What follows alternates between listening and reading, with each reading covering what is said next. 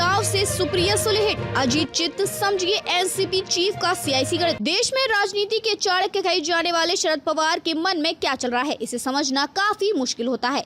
शरद पवार ने इस्तीफे के पहले ये कहा था कि भाकरी घुमाने का वक्त आ गया है। लोगों ने उसके मायने तो निकाले, लेकिन कोई यहाँ तक नहीं पहुँच पाया था। कल जब शरद पवार ने इस्तीफा वापस लिया, तब लोगों को पवार का पावर गेम समझ में आया। शरद पवार के अध्यक्ष पद से इस्तीफे के ऐलान के बाद एनसीपी में जो तूफान मचा था, वह आखिरकार उनके इस्तीफे का वापस लेने से बिना किसी नुकसान के शांत हो गया।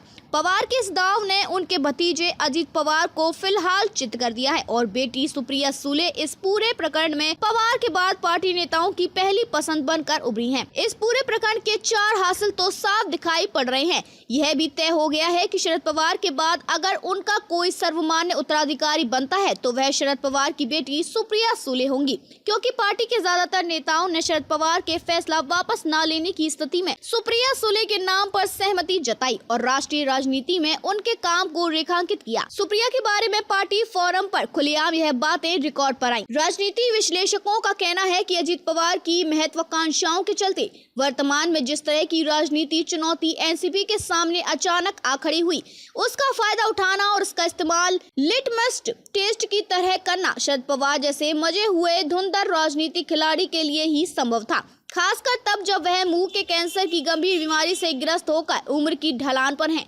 शरद पवार के पार्टी के अध्यक्ष पद छोड़ने की खबर राष्ट्रीय खबर इस तरह प्रचारित हुई कि जैसे वह सक्रिय राजनीति से संन्यास ले रहे हैं। इससे 2024 के आम चुनावों के लिए विपक्ष के साझा मोर्चा गठित करने में जुटे नेता भी बेचैन हो गए। देश भर के तमाम विपक्षी नेता फोन करने लगे और शरद पवार से फैसले पर दोबारा विचार करने की सलाह देने लगे। इस तरह से विपक्षी खेमे में एक बार फिर शरद पवार अपने महत्व को रेखांकित करने में सफल रहे। महाराष्ट्र में महाविकास अघाड़ी में भी अब पवार पहले से और ज्यादा मजबूत होंगे।